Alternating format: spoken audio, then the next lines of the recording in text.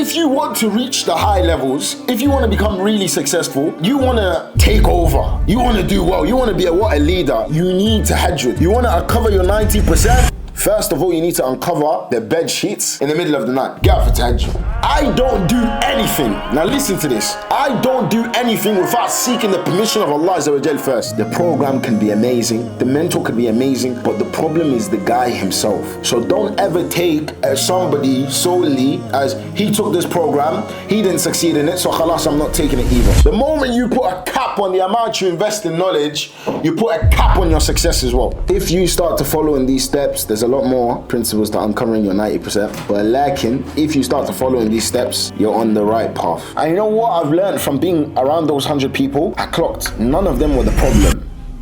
I didn't know how to deal effectively with these people, which is why we built the Mind Control program.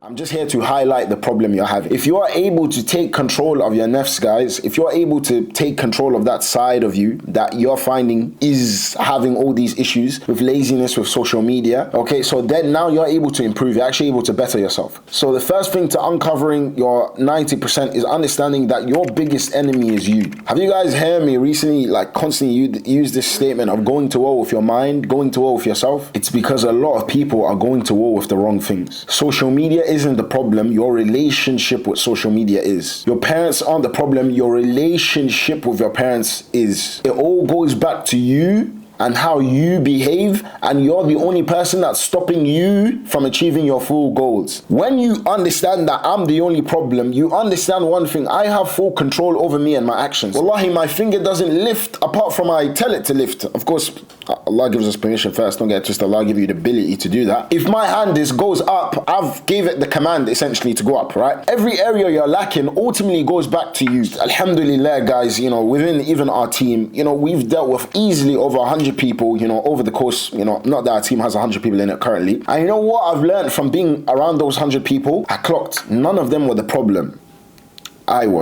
I didn't know how to deal effectively with these people, even these people who are so-called problems. Now, when you constantly highlight problems, you give me ammu vibes. You know them ammus that all they do is complain about their homeland, they complain about the country, about society, about the care for the country that they live in. You start to just constantly complain and complain. Now, the problem with this is when you get into this sleazy phase, guys, you're not doing anything to solve the problems. You're not doing anything to change your situation. All you're doing is complaining. So from now on, I'm going to teach you a certain bit of wisdom. Don't you ever highlight a problem unless you're coming up with a solution right after. When you want to uncover your 90%, I'm going to give you one trick that has helped me achieve success in uncovering my 90%. I don't do anything. Now listen to this. I don't do anything without seeking the permission of Allah Azza wa Jal first. It's important. A lot of you want to change. A lot of you want to better yourself. You want to get rid of addictions. You want to get rid of things that you're doing wrong, but you haven't sought permission or help from Allah Azza wa Jal. What makes you think you can achieve anything without the permission of Allah? You idiot.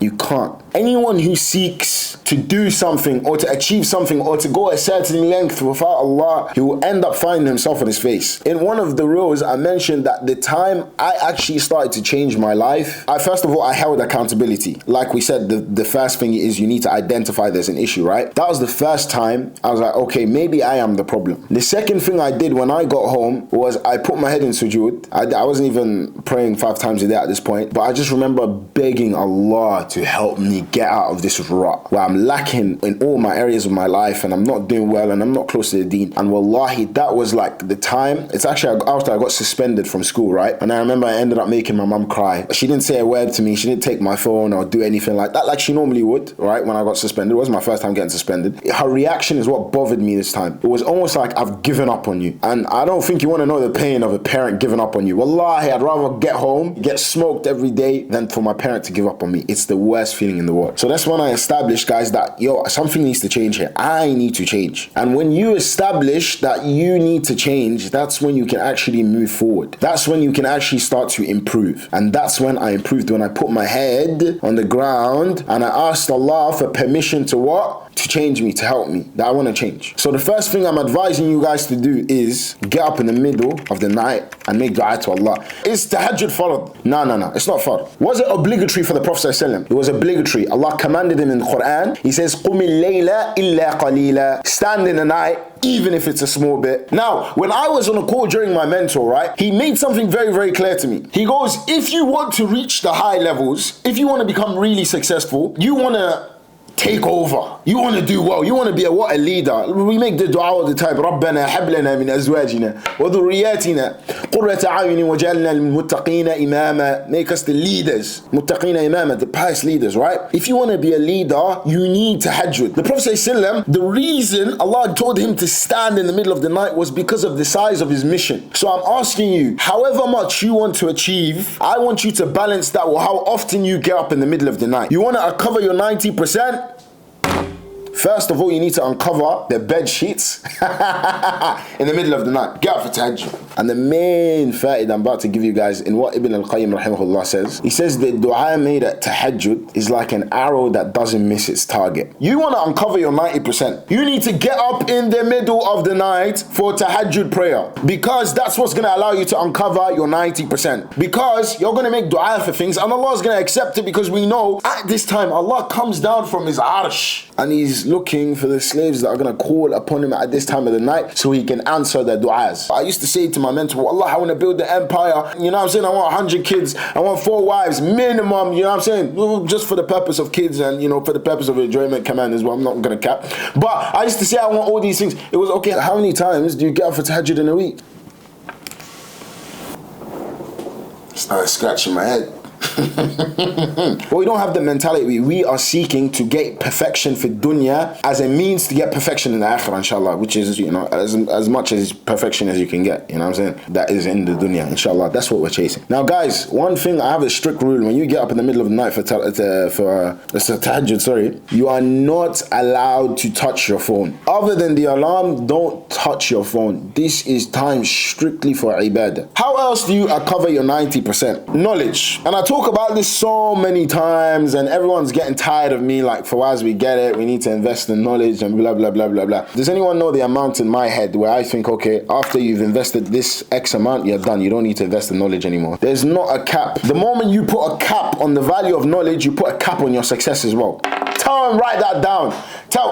Reel with that. Yeah, we need to clip that. I'm going to say that again for the camera. We need to clip that. The moment you put a cap on the amount you invest in knowledge, you put a cap on your success as well. There shouldn't be a cap. The more you make, the more you put back into knowledge. I was actually talking to the brothers about how I recently paid 9,800 euros for a program. 10 bags for a program, yeah. Probably looking like, I'm getting side-eye right now. Sometimes buying knowledge, it's not even about buying the knowledge itself. It's the network. Now, don't get it twisted. The 9.8 bags, you know, I was actually learning something new. Is there something wrong with the Quran? وَنَعُوذُ بِاللَّهِ مِنْ ذَلِكَ. We seek refuge from this. Of course not. Akid no. Astaghfirullah. Is there something wrong with the sunnah of the Prophet ﷺ? وَنَعُوذُ بِاللَّهِ مِنْ ذَلِكَ. Of course not. So why is it that people are still going to go to Jahannam? Because the problem is the people, not the material. There's so many guys that invest in courses, right? They invest in programs, and you sit back, you're like, whoa, this guy is still a bum. He hasn't moved anywhere. He bought this course. Like, I don't want to buy this course anymore because I've seen this guy that bought this course and he's still where he's at. Well, guess what? The same way that no matter how good the information is, because wallahi, the Quran is the best of speech. The Sunnah is the best. The Prophet ﷺ is the best man to ever walk the face of the earth, but people are still going to go to Jahannam. It's the same way. Sometimes the course is very good. Of course, we're not comparing the levels, but the point is the course can be amazing. The program can be amazing. The mentor can be amazing, but the problem is the guy himself. So don't ever take somebody solely as he took this program, he didn't succeed in it, so khalas, I'm not taking it either. I realize that some people are sick in their head. Their minds are so sick that no matter what you put in front of them, wallahi uqsim billah, they'll still tell you, they'll only see one small negative. Why is this against the deen? The Prophet ﷺ says, عَجَبًا لِأُمُورِ الْمُؤْمِنِ فَكُلَّ أَمْرُهُ خَيْرٌ. Strange is the affair of a believer, for everything is good for him. It's actually an Islamic concept to be able to see the positives in something rather than seeing the negatives, by the way. It's the same thing when it comes to these courses. I've bought courses and wallahi, I'm telling you they're dead. But uqsim billah, I've been able to learn something from them. I think I told you guys, and it might have dropped on a podcast, like there was one call, I paid like a lot of money to meet a guy, a couple hundreds to meet a guy, right, for 1 hour, and he just gave me some dead energy, but even then I was still able to learn something. The point is, you can get anything. It's like when I went to Dubai, people were complaining, they were telling me, wallahi, the fitna in Dubai is too much. You know what I'm saying? They didn't know you get what you look for. There's big shuyukh in Dubai. What are you talking about? Anyone that went to Dubai and told you there's too much fitna, ask him what he's on, because he went to the areas of fitna. Because I'm telling you, the areas where it's clean. You learn, you benefit. So my point is, guys, you get what you go for. You should be able to take the benefit. You should be able to win out of every situation, out of every single thing you do. You should be able to win. And if you're not gaining something, if you're not benefiting something, no matter how dead it was, that problem is with you, not with the course, not with the mentor, not with anything. You're the problem. If I give you the best concrete in the world, wallahi al-azim, the most expensive bricks you've ever seen in this dunya, the best furniture, the best everything, isn't my fault if you don't build the house. I gave you all the resources, but it's still on you to put the concrete to the bricks. I don't know how houses are made. I'm not gonna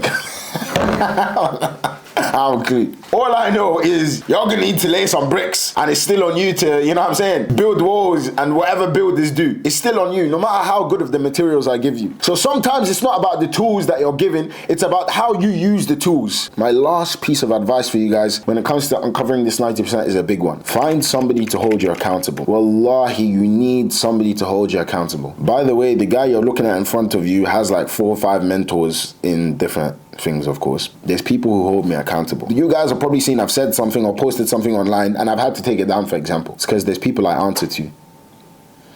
And that's just the chain of command. I'll give you guys an example. When I was in Dubai, a mosque shouted me, a Clon Griffin Masjid, they shouted me, they said, come, we want you to do a khutbah. I was thinking, brother, man's living in Dubai. I'm not ready to come back for no khutbah. So I was like, khalas, I'll let you know. I doubt it though. I was telling my ustad about it. You know what he told me? He goes, Allah called you, who the hell are you to deny it? Go fly back and give the khutbah. Wallah, I got flights the next day. I paid like 6 bills, man. It was crazy. The point is, you need people to stop you from making poor decisions and to hold you accountable to the things that you said you're going to achieve. And if you don't have that, you'll probably never achieve the things you're going to achieve. Now, Fawaz, give us evidence for this. Where's your dalil? Did the Prophet ﷺ have someone who was testing him or holding him accountable? Yes, he did. Jibreel alayhi salam. He used to come down in Ramadan, and as we know, and test the Prophet ﷺ. If you start to follow in these steps, there's a lot more principles to uncovering your 90%. But lakin, if you start to follow in these steps, you're on the right path. The last faid I'm going to give you guys, and this is just a tip, respect people who have more knowledge than you. This is a big thing, and it's recently something that is becoming more and more irritating to me. If I'm advising somebody and he doesn't follow my advice, and I'm giving him and I'm constantly giving him and he's not listening to me, I just don't have the time to continue advising, because I respect my time and I respect my saliva, and there's other people that will pay 200 euro for the hour I'm giving this guy on the phone. So sometimes you have to make yourself exclusive. Even Sheikh Abdurrahman Hassan, I was watching a video of it, he goes, it's not always like good to be around people all the time. Sometimes you have to cut yourself a little bit off. Find yourself, your own time. The people who respect your knowledge, give them. The people who don't respect your knowledge, don't give them anything. So one thing I want to advise for you guys, when you get a mentor, your mentor is only as good as you make him. I know how to extract information from my mentors so flipping well. You know why? Because I never overstep them. I've never ever cut in while my mentor is talking.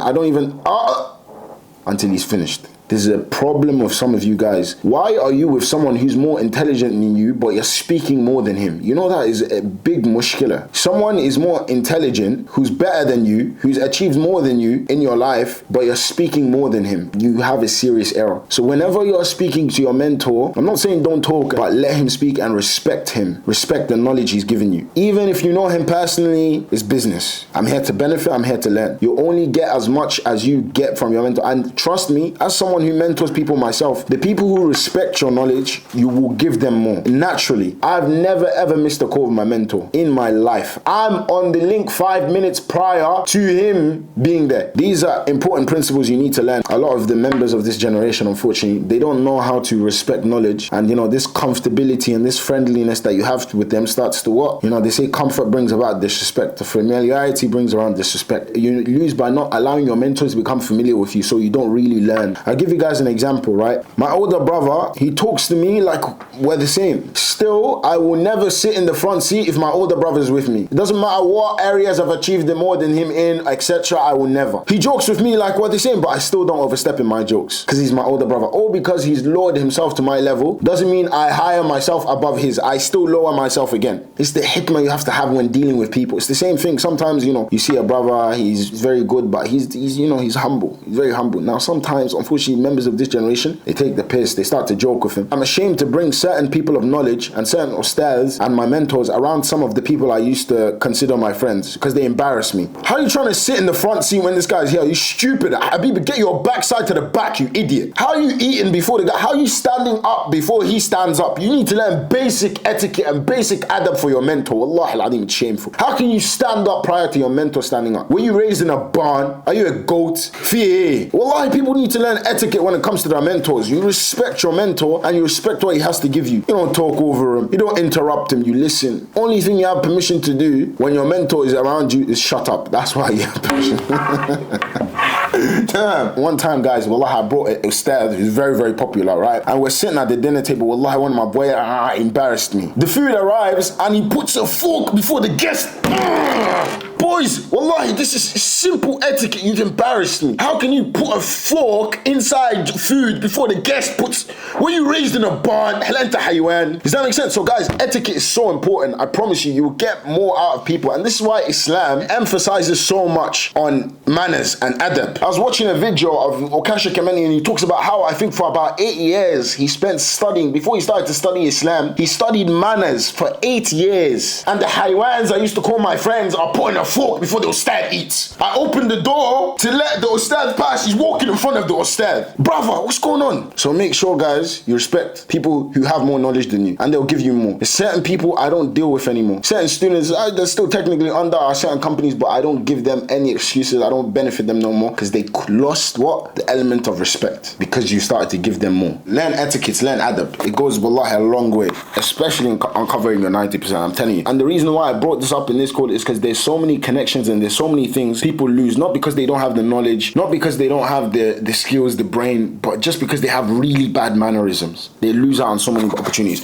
Well, I had a guy I was supposed to work with in a business. He's very, very smart guy, but his adab was so bad. I just couldn't work with him long term. There's certain brothers around me that I've kept around me only because of their adab, not because they were super smart. They still piss me off till this day, but because of their good etiquette, I still keep them around. Assalamu alaikum wa rahmatullahi wa barakatuhu, guys. I've been requested by many of you to finally jump on and make some long form content to get set up on YouTube. So here it is. I thought, finally, why not? I didn't want to just, do an introduction video. Of course, I will get to who I am in a second and what I've done and what the products of this video will entail, inshallah. But I wanted to give you guys value as well. I wanted to benefit you guys and talk to you guys about something that, I'm very passionate about. And hopefully that is going to definitely, I'm sure, benefit you guys as well. So I'm Fawaz, alhamdulillah. I'm a young man, alhamdulillah, a serial entrepreneur. I've built and scaled multiple companies and I've helped other companies scale and grow. Work with a lot of brothers, alhamdulillah. We have a strong team. And the goal at the end of the day is to benefit people and to help people realize how much they can achieve. One of the things my friends always tell me is I force 110% out of every single person. No one can be around me and be average. And this is something I've always had since I was young. I want everyone to be on the next level. Now, some people can put up with it and some people can't. And it's just how it is. I have so many principles. Alhamdulillah, a lot of them have been established through the deen. And I've been able to, learn sort of where the deen complements business and where business complements the deen. I spent ages reading these self-development books, listening to these podcasts and these gurus speak. And I realized that a lot of the things they talk about, the deen actually already talks about already. At one stage when I was reading certain books, like these guys were just stealing from the seerah of the Prophet ﷺ. So I started to understand that, look, there's a massive overlap where the deen and this business thing comes through and this sort of personal development. As we know, the Prophet ﷺ was sent to perfect good character. I remember where I was a couple of years back, I wanted to grow and I was hardworking. If you guys have watched some of my other podcasts, I was making a good bit of money and I was doing well for myself, but I still noticed a couple of problems. I thought I was working at my maximum potential, and this is a trap sometimes we fall into until finally we think back like what have I achieved today? And then I realized by the end of the day, I actually haven't done anything productive. I've spent a lot of time thinking about the things I need to do and the things I need to achieve and the things that I need to fix, but really and truly, I haven't done anything. You know, and I had a consultation not too long ago for a client, and he goes like, I'm so overwhelmed. You know, I need to do this and that for my business. I was like, okay, break it down to me. What do you need to do? Well, I need to sort out the logistics of this product. I was like, okay, what does that involve? He goes, it's just shipped. I'm waiting for it to get. I goes, well, that's not a task. You're just thinking about something, and you're thinking about something that you can't act upon, that is actually now out of your control. See, a lot of us mix productivity with efficiency. A lot of us aren't productive, and we're certainly not efficient, but we think we are because we're doing what is considered hard work. But like I said, guys, when you actually think, what have I done by the end of the day? It's likely sometimes you realize I've got nothing done today. You know, I used to look back on the days where I'd spend like 9 hours at my desk. And then when it's like, what have I done to grow my business or benefit my business or start something or start a project that I wanted to do? I actually haven't done anything. I'm exactly at the same place I was yesterday, just ideas running through my head, and none of them have actually went into effect. Now, I know you want to grow. I had this burning desire myself to improve, to become better in life. Wallahi, all I wanted to do was improve my situation and the situation of my family around me. Still to this day, I'm uncomfortable with the idea of going shopping with my mom or my dad, you know, and them paying, you know. And from young, I was like this, where I always wanted to take care of my family. I always wanted to benefit the people around me. I wanted to grow and benefit the brothers. I felt like the whole time I was traveling a path that wasn't meant for me. I was in, you know, education, and I was getting good grades, and, you know, I was doing everything well, but ultimately I felt like I could do something else. I felt like this was an escape. The fact that, for example, I was in uni at the time, or, you know, I was doing good in school, like that was all, even though I knew I could achieve much more. Look, I can do 10x what I'm doing right now. I can better myself. I can do so much, but I'm still stuck here doing almost nothing. I have so much potential in me. I can get to high places, but I just don't know where to start. I don't know where to go. I lack direction. I have the passion to achieve, and I know Allah has given me so many strengths, but I know what to do, you know. And I clocked so many of the problems and issues I was going through, and I was watching loads of these business books, and I was buying loads of these courses, and I wasn't seeing myself improve at any of these things. I spent thousands of euros on courses. I've read book after book, front to back, but my businesses aren't getting better. I'm not improving. I'm not getting, like, what is the problem here? Until I finally realized it's me. Because I came up with certain things I needed to do to fix myself. Like, I was getting out of bed and, you know, I wanted to do things. I'd planned the night before, like, I'm going to get X, Y, and Z done. To my surprise, I'd wake up in the morning and do almost nothing. I was spending a lot of time scrolling through my phone. And again, I thought I was being productive. I thought I was benefiting my companies and benefiting myself. But really, in the end, when I'd look at it, I wasn't achieving anything. I realized that the problem was my mind and certain principles that I hadn't yet understood about myself. And before I study business and before I study all these things, I need to get to know who I really am, how to make these courses work for me, how to gain maximum benefit out of these things. And that's when I started to study my mind and how it works. And I'd hate the idea of for us to look at myself in 10 years and think, you know what, I would have achieved success. I would have done better. So that's why I started to work on my mind and myself. So guys, the point of this is you need to start to learn and understand yourself. Train your mind before you train yourself on knowledge. A lot of you guys are spending money on courses and programs and mentors, and you're not benefiting because you haven't first studied you haven't studied your mind, and you haven't studied how you work. You need to understand you to understand how to get the benefit out of yourself. You need to understand your mind. You need to recondition your mind to get your mind to think in the way it should think and not the way you think already. And with this information, I was able to, alhamdulillah, end up scaling one of my companies, alhamdulillah, to 7 figures, and multiple companies to multiple 6 figures. I'm able to benefit loads of people around me with this basic information of understanding myself, understanding how I work, and knowing how to train myself and manipulate myself to get the highest potential out of myself. And this is something I'd advise you guys learn and study as well. Assalamu alaikum wa rahmatullahi wa barakatuh.